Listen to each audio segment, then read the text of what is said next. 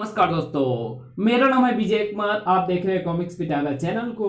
तो चलिए दोस्तों, हम लोग कॉमिक्स पढ़ रहे थे नीम हकीम, जो कि वंडरमैन परमाणु की कॉमिक्स है। इसका पहला और दूसरा पार्ट मैंने अपने चैनल पर अपलोड कर दिया है। पहले और दूसरे पार्ट में मैंने इस कॉमिक्स को 40 पेज तक कवर कर दिया था। अब इस पार्ट में इसके आगे कहानी को शुरू करते हैं। कई बुलडोजर तेजी से उस स्थान से गुजर गए थे जहां कुछ देर पहले परमाणु मौजूद था, और यही देखकर सफलता की चमक से चमक उठी थी हकीम की आंखें। बुलडोजरों ने परमाणु का मलीदा बना दिया और अब वे आगे बढ़ रहे हैं उस ऐतिहासिक इमारत की तरफ। एक पल बाद वो भी टुकड़े टुकड़े होकर जमीन पर पड़ी नजर आएगी। ऐसा नहीं होगा क्योंकि परमाणु अभी जिंदा है। तुम जैसे शैतानों का दिमाग ठीक करने के लिए और धड़ाक तुम्हारे द्वारा खड़ी की गई मुश्किल को ध्वस्त करने के लिए। ओह, परमाणु के उस कारनामे को स्तब्ध खड़ा देखता हकीम उस समय नींद से जागा जब परमाणु के तेज गुस्से ने उसे कई फुट ऊपर उछाल दिया। धाड़! तेरी शैतानी का समय अब पूरा हुआ शैतान। मेरी शैतानी का नहीं, तेरे जीवन का समय पूरा हो गया है परमाणु, क्योंकि अब मैं यहां पटकने जा रहा हूं ये पोटली जिसमें भरा हुआ है एक ऐसा तेज जहर जो पलक झपकते ही सारे वातावरण को अपने कब्जे में लेकर तुझे और यहां मौजूद तेरे हिमायतियों को मौत की नींद सुला देगा। ओफ, सचमुच हकीम द्वारा फेंके गए जहर ने वातावरण में फैलकर पलक झपकते ही अपना प्रभाव दिखाना शुरू कर दिया है। मुझे तुरंत ही उड़कर इस वातावरण से दूर निकल जाना होगा, लेकिन अकेले नहीं, जहर के प्रभाव की चपेट में आए सभी लोगों के साथ। अरे ये क्या? ये तो ठीक वैसी पोटली है जैसी हकीम ने फेंकी थी, लेकिन इसमें से नीला नहीं बल्कि पीला धुआं सा निकल रहा है, और इस पीले धुएं के फैलते ही लोगों की सुधरती हुई हालत बता रही है कि निश्चय ही ये धुआं उस तेज जहर को नष्ट कर रहा है जिसे हकीम ने फैलाया था। लेकिन ये जीवनदायिनी धुएं से भरी पोटली फेंकी किसने? अभी तक चमत्कृत परमाणु उस जीवनदायक पोटली फेंकने वाले जिस शख्स को नहीं देख पा रहा था, उसे अचंभित हकीम की फटी फटी आंखें एकदम साफ देख रही थी। गुरुदेव, आप यहां शहर में? हाँ दुष्ट, हमें जब पता चला कि तू अपने एक दुष्ट उद्देश्य को पूर्ण करने के लिए शहर में मृत्यु का तांडव कर रहा है तो हमसे रहा नहीं गया, और हम तुरंत ही तुझे रोकने आ पहुंचे। ये आप क्या कह रहे हैं गुरुदेव? मुझे तो आप ही। हाँ, हमने ही तुझे ये विद्या सिखाई है, लेकिन आज हमें पता चला कि हमने ऐसा करके बहुत बड़ी भूल की है। हमने तुझे दुर्लभ जड़ी बूटियों का ज्ञान देकर एक शैतान को जन्म देने की भूल की है। इसलिए हम अपने इस भूल को सुधारते हुए इस भस्म की मदद से नाम मात्र तेरी आवाज छीन रहे हैं, बल्कि साथ ही छीन रहे हैं तेरे बाजू में मौजूद यह यंत्र जिसके बल पर तू एक शैतानी कार्य करना चाहता है। अपने पहने नाखूनों को हकीम के कंधों में गड़ाकर वहां से एक यंत्र बरामद किया उस वृद्ध ने, और अब हम इस चूर्ण की मदद से छीन रहे हैं तेरा जीवन। उस अनोखे चूर्ण के प्रभाव से गर्म रेत पर पड़ी मछली की तरह तड़पता हकीम अचानक विद्युत की तेजी से अपने गुरु पर झपटा, और उसकी तेज टक्कर से जैसे उसका गुरु लड़खड़ाया, वैसे ही हकीम ने फुर्ती से अपने जेब से वो गोली निकालकर अपने मुंह में रख ली। दूसरे ही क्षण ओह, वो तो अदृश्य हो गया, निकल गया, हमारे हाथ से वो निकल गया। काश हम शीघ्र ही समझ जाते तो उसे रोक सकते थे। खैर, उसके बचकर जाने के दुख के साथ साथ हमें इस बात की प्रसन्नता है कि हम तुम जैसे मानवता के रखवाले को उससे बचाने में सफल हो गए। हम सबकी जान बचाने के लिए धन्यवाद। लेकिन आप हैं कौन, और आपका वो हकीम नामक शिष्य शहर में क्या करने आया है? क्यों विनाश का खेल खेल रहा है वो? हमारा नाम अराक्षु है। प्राचीन और दुर्लभ जड़ी बूटियों की खोज में हमने अपना सारा जीवन हिमालय और उसके जंगलों में बिताया है। एक दिन हमें जंगलों में भटकता एक बालक मिला और हमने उसे अपना शिष्य बना लिया और उसे अपनी विद्या सिखानी शुरू कर दी। परंतु हम नहीं जानते थे कि ऐसा करके हम मानवता का एक बहुत बड़ा शत्रु तैयार कर रहे हैं। हमें नहीं पता था कि हमारा शिष्य एक दिन ईश्वर बनने का प्रयत्न करेगा। अभी कुछ दिन पहले की बात है, हमें प्राचीन ग्रंथों में अमर बूटी के बारे में पढ़ने को मिला। ये बूटी उसी संजीवनी बूटी के समकक्ष है जिसे हनुमान जी लक्ष्मण के लिए लेकर आए थे। हमें यह पढ़कर आश्चर्य हुआ कि अभी भी कोई ऐसी बूटी हो सकती है। उस ग्रंथ में उस बूटी के होने के संभावित स्थान और उसे देखने और पहचानने की विधि के बारे में लिखा था।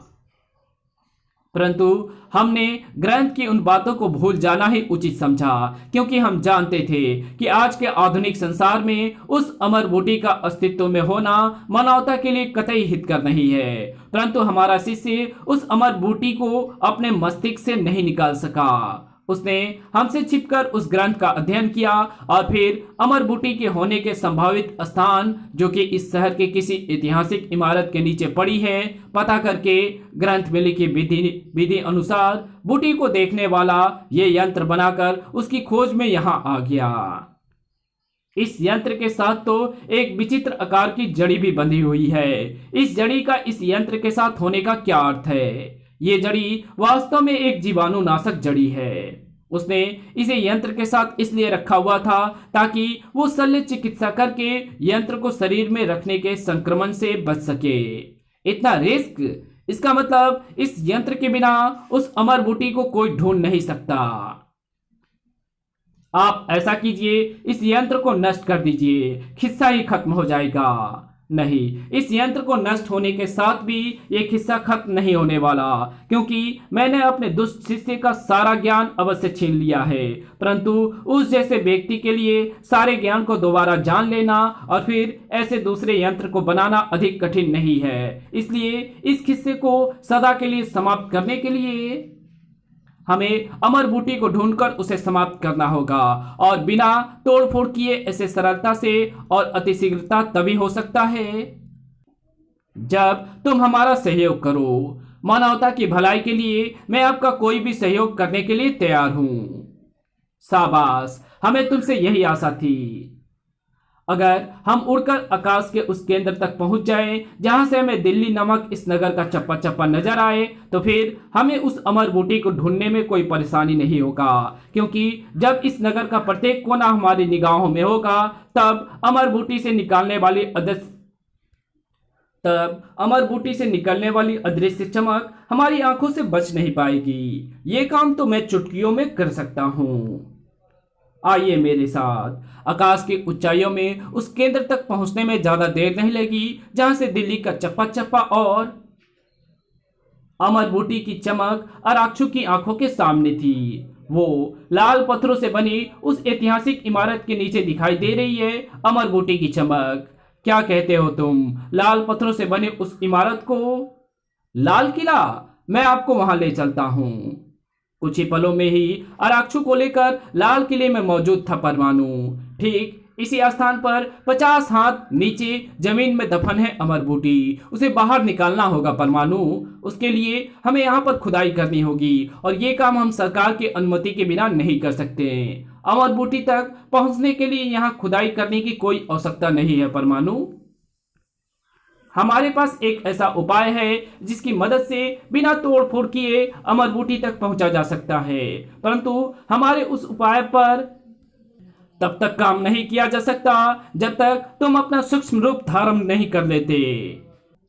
मैं उस अमर बूटी को बाहर लाने के लिए कुछ भी कर सकता हूं, आप उपाय बताएं। ठीक है। मुस्कुराते हुए अराक्षु ने तुरंत ही अपनी जेब में हाथ डाला और जेब से मुट्ठी भर भस्म निकालकर जमीन पर उछाल दी। दूसरे क्षण उस भस्म ने जो प्रभाव दिखाया वो विस्मित कर देने वाला था। ओह, जहां जहां भस्म गिरा है वहां की जमीन तो तेजी से रेगिस्तान की रेत में बदलती जा रही है। हमारे द्वारा फेंकी गई भस्म की यही विशेषता है, और ऐसा हमने इसलिए किया क्योंकि तुम अति सूक्ष्म होकर रेत के कणों के बीच से जगह बनाते हुए अमर बूटी तक पहुंचकर उसे बाहर निकाल कर ला सको। जाओ, अब देर मत करो। समय गंवाना बेकार था। परमाणु ने तुरंत ही अपने को अति सूक्ष्म रूप में बदला और चल पड़ा अनोखे सफर पर। अराक्षु गुरु का कहना सही है। जिस तरह वो मेरा इस्तेमाल कर रहा है उससे यह स्पष्ट है कि मेरी मदद के बिना इतनी आसानी से नहीं पा जा सकती थी अमर बूटी। आखिर मैंने इस बूटी को पा ही लिया। अब मुझे जल्द से जल्द पहुंच जाना चाहिए ऊपर। परमाणु, तुम बूटी ले आए? परमाणु, लाओ, दो, मुझे दो, मैं इसे नष्ट करता हूं। ओफ, आई, ओह हकीम, वो अमर बूटी हासिल करने आया है। परमाणु, रोको उसे। परमाणु को होते ये अमर बूटी की धूल भी नहीं पा सकेगा। धड़ाक, परमाणु के इस वार का जवाब हकीम ने वार करके नहीं, चिल्ला कर दिया। आ गू गू।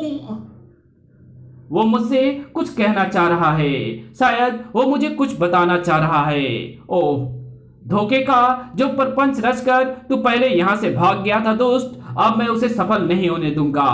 मैं इस प्राणहारक भस्म से तेरे प्राण हर लूंगा। अराक्षु द्वारा फेंकी गई भस्म जैसे ही हकीम के शरीर से टकराई वैसे ही वो तड़पने लगा। प्राणहारक भस्म से बचने का कोई उपाय कर सके इसमें इतना ज्ञान नहीं है, इसलिए कुछ ही क्षणों में इसकी मृत्यु निश्चित है। लाओ, इसके साथ ही मैं इस अमर बूटी को भी नष्ट कर दूं।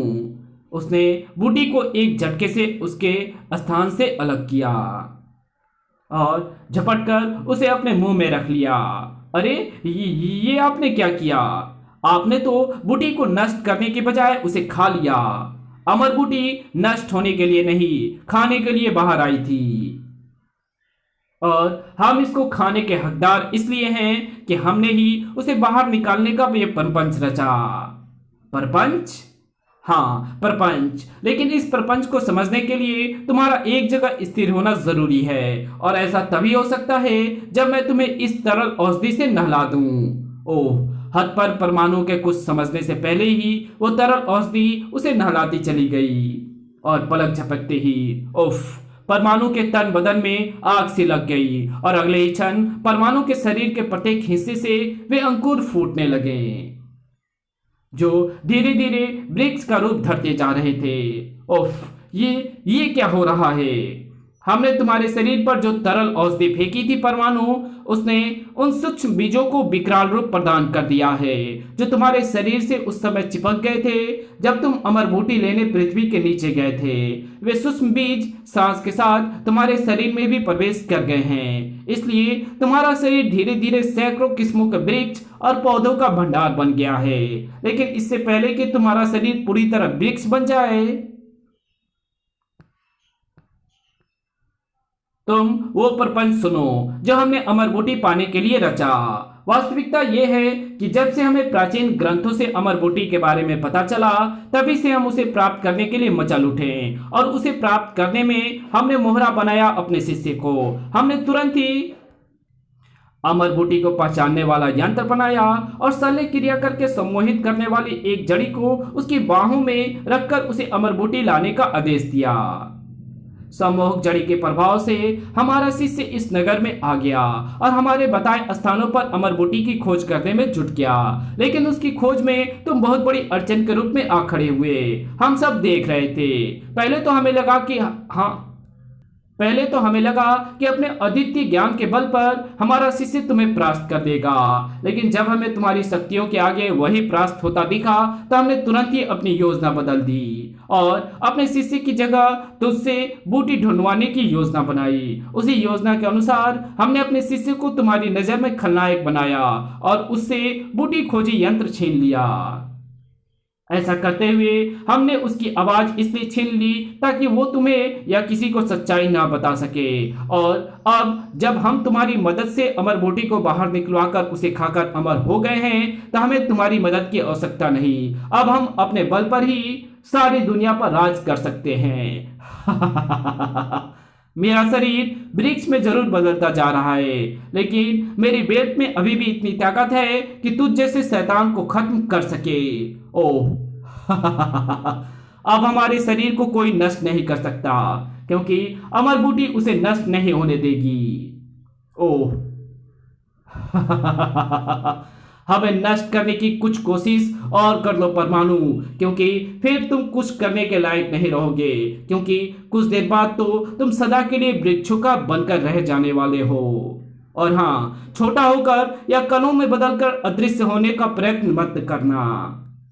ऐसा किया गया तुम्हारा कोई भी प्रयत्न बेकार जाएगा, क्योंकि तुम्हारा शरीर से अब मनुष्य वाले गुण समाप्त हो गए हैं और उसकी जगह वृक्षों वाले गुण भर गए हैं। ओह सचमुच मैं ना ट्रांसमिट हो पा रहा हूं और ना छोटा। अब मेरा वन के रूप में बदलना एकदम निश्चिंत है। ओह ये क्या? ये वो फल हैं जो अमर बूटी के पौधे पर बूटी के साथ लगे हुए थे, लेकिन इन्हें मुझ पर किसने फेंका? हकीम ने। ओ ठीक मौत के दरवाजे पर खड़े होकर उसने अमर बूटी के पौधे के फलों को मेरे वृक्ष बनते शरीर पर फेंका। इसका क्या मतलब है? ओह वो तो इशारा करके मुझे कुछ समझाना चाहता है, लेकिन क्या क्या समझाना चाहता है वो मुझे? ओह जो फल मेरे शरीर पर फूटे थे वे मेरे पूरे शरीर में समा गए हैं। उसकी वजह से मेरे शरीर में कुछ परिवर्तन सा हो रहा है। समझ गया मेरे शरीर में परिवर्तन क्यों हो रहा है। और आखिरी सांस लेता हकीम मुझे क्या समझाना चाहता है। अचानक परमाणु का शरीर किसी वृक्ष की तरह हिला और उसके सखाए रूपी बाहें अराक्षु के शरीर पर न केवल लिपट गई, बल्कि नुकीली टहनी रूपी उंगलियां उसके शरीर में धंस गईं। पलक झपकते ही एक चीख वातावरण में गूंजी, और वो चीख किसी और की नहीं अराक्षु की चीख थी। मेरे शरीर से अमर बूटी का प्रभाव समाप्त हो गया। कैसे कैसे हुआ ऐसा? और जैसे वो नीचे आ गिरा, वैसे ही उसे संसार के सबसे बड़े आश्चर्य के रूप में अपने सामने खड़ा नजर आया परमाणु। मैं फिर से सामान्य हो गया।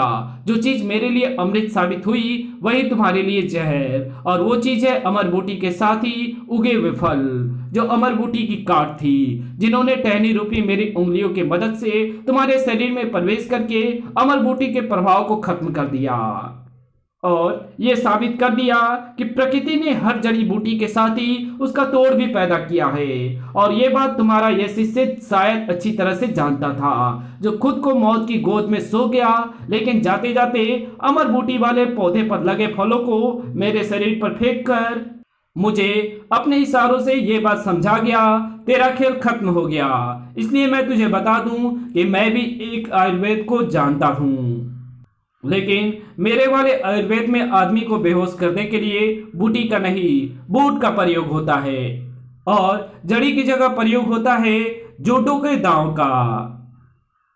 बिना कोई मौका दिए परमाणु ने अराक्षु को बेहोश कर दिया। जिस गुरु से तुमने ज्ञान लिया उसे ने तुम्हारी जान ले ली, लेकिन तुमने मानवता की भलाई के लिए अपनी जान देकर दिखा दिया कि अराक्षु तुम्हारा गुरु जरूर है, लेकिन गुणों के मामले में वो तुम्हारे पैरों की धूल भी नहीं है। इसी के साथ ये कहानी यही खत्म होती है। तो आपको ये कहानी कैसी लगी कमेंट पे लिख करके जरूर बताना।